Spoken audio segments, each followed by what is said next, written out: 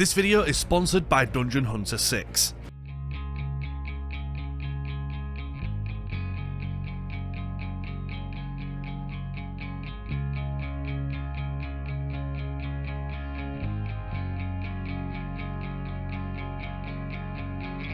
Last week I had the incredible opportunity to go and experience Gamescom 2023 thanks to Dungeon Hunter 6 inviting me to come and play their new game. Now unfortunately I wasn't able to document TwitchCon that happened a couple of months ago, but thankfully I am able to bring you along with me as we spend a couple of days at one of the biggest gaming events on the planet, Gamescom 2023. In this video I'm going to show you all of the incredible things that I experienced, so join me as we fly to Germany and document this insane journey. So let's begin.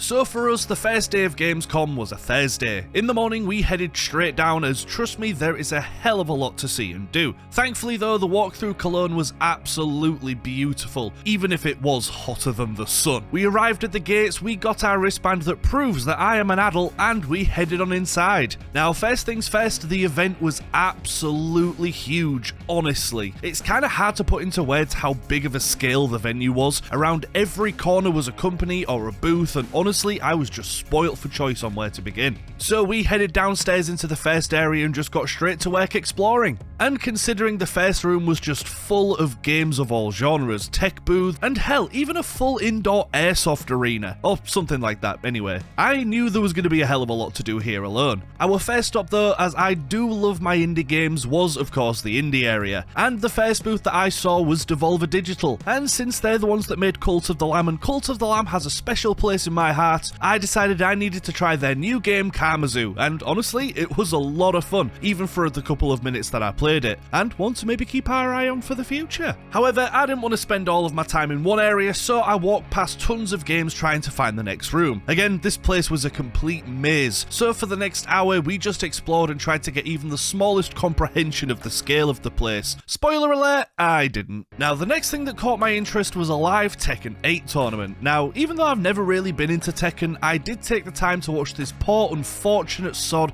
get absolutely pasted into the ground 3 times perfectly in a row. Honestly, it was almost hard to watch. Was fun though. Now next to the Tekken 8 tournament was GOAT Games. I mean, you can't miss a statue like this, and fortunately this gave me the perfect opportunity to play their new mobile game Dungeon Hunter 6. Now Dungeon Hunter 6 is a free-to-play MMO ARPG that focuses on a cinematic journey with some pretty badass fights and unique heroes. And I actually had the time to sit down and really give this game a go. And being honest, I've never really been one for phone games, however this game had me interested pretty quickly. There was a lot more going on than I was expecting there to be, and actually one of the things that impressed me most straight away was the fact that even though there was a million attacks going on at the same time with a boss battle that I was in the middle of, the game ran like butter. It was honestly so smooth, and I was having a lot of fun and was quite pleasantly surprised by this game. It felt just as polished and as smooth as any other game that I've played, like genuinely. So folks, please make sure that you go and pre-register for Dungeon Hunter 6. There is a link in the description below, or the QR code that's no doubt floating around the screen somewhere. It is absolutely worth a go, especially since it's free, and you know, all these incredible people are the ones responsible for me getting to experience Gamescom at all, so get it done. And since you're pre-registering for it as well, when the game comes out in October you'll actually have some rewards for doing so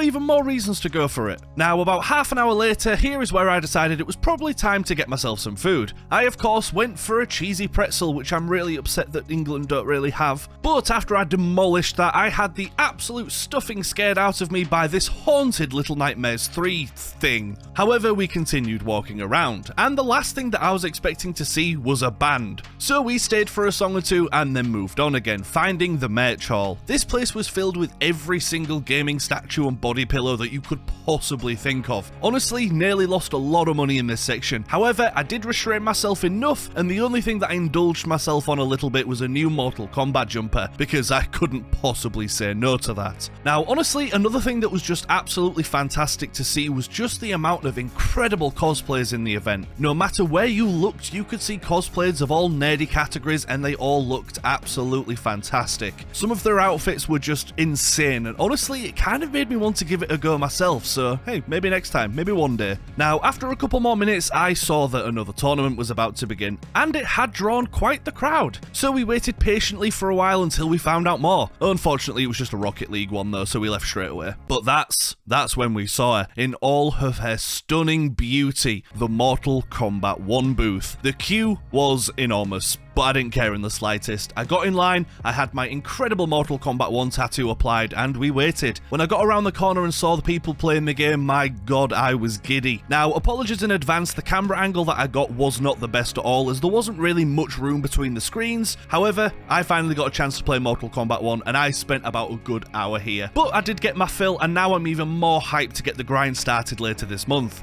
The Nintendo and Xbox halls were then my next stop. We found some little animal friends and even watched a Mario Kart tournament as well, which was pretty intense actually. Quite a lot of fun to watch. Now, as you can imagine, the queues for all of the new Nintendo and Xbox games were hours upon hours long. God, you folks should have seen the size of the queue for Starfield. It was enormous. It wrapped around itself endlessly. And unfortunately, because I'd already been on my feet for so long, I didn't really want to stand for hours in queues to play games that I will no doubt be playing anyway. So for now, since the first day was coming to an end, and after about 7 hours on my feet, I was ready to just go back to my hotel and catch the rest the following day. Now, the next day was just as warm, but it was chucking it down, so we had a much more refreshing walk to the event this time. However, it's time for the rest of the event. Now, the first place I visited was Dungeon Hunter again to talk to some of the crew behind the game, and again, it was a lot of fun, and I even had another go on it. After, of course, I then saw the Mortal Kombat queue was absolutely tiny, so I decided to go on that as well. Now, the next game that I saw and really wanted to play was Payday 3. Now, unfortunately, this had one of the biggest queues throughout the day, and it just never seemed to go down. And since I didn't really sleep well, my back was playing up a little bit, and I didn't want to stand in the queue for hours. So instead, I got a shot of this shiny Dallas mask and talked to some of the staff there that were just absolutely super lovely. And don't worry, folks, you will see me playing Payday 3 eventually. Now, I have no idea how I missed this the first day, but eventually I found the main stage. Now, this was pretty packed, and they were really hyping something up. However, there was a problem. I didn't speak a lick of German, so I had no idea what they were celebrating or announcing or unveiling, but hey, the lights are pretty, aren't they? Now, another section of the con that I wasn't expecting to see, probably more so than the band, was a full legit tattoo booth. Never in my life would I have expected tattoos at Gamescom, and honestly, I cannot lie, I was pretty damn close to getting one. However though, I did want to do some more exploring first. Now, the next stop was to the Cosplay Village, an area of the place that I wasn't able to visit for the day before. And honestly, that name is just, as there were so many booths here dedicated to some pretty incredible games and cosplays. Oh, and Dead by Daylight as well, which immediately gave me PTSD. However, it was amazing to see so many DVD cosplays in one place. It was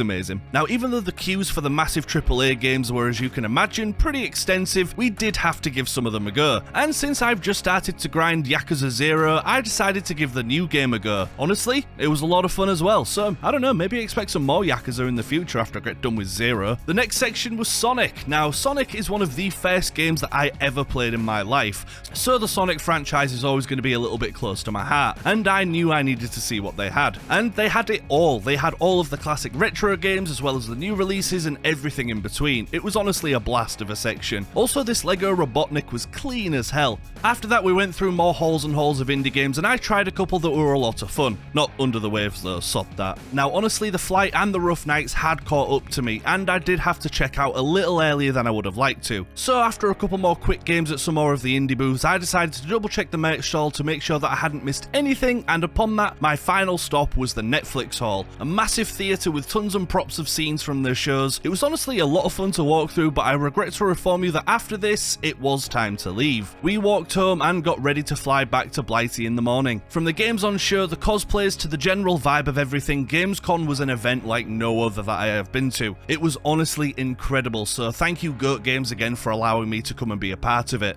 And that's it, folks. A weird video, I'm sure, but as I said when I quit my job for this channel, I want to try some new stuff and push the boat out a little bit, so I felt like this would be a great first chance to do so. Plus, I get to show off the amazing talent of so many people, as well as get excited for some future grinds that are definitely going to be happening thanks to this event. And this was just for the 2 days that I was there. I'm not even talking about the insane stuff that's already been announced and talked about, so honestly, I cannot wait wait for next year's, and I'm very much hopeful that next year I'll be able to go again. And just to make sure again folks, please give Dungeon Hunter 6 a go and pre-register it through the link in the description or with the QR code on screen. I promise you won't regret it when the game comes out in October. And as I said, free rewards for doing so. But with that folks, please let me know what you thought of Gamescom this year in the comments below, whether you're here or not. What games are you all excited about? As I said, there are a ton that have been added to the grinds list this year, so I am excited to share them all with you eventually. But thank you all so much for watching. I hope you enjoyed this little video on some of my experience with Gamescom, and I'll hopefully see you all in the next video. So take care everybody, bye bye for now.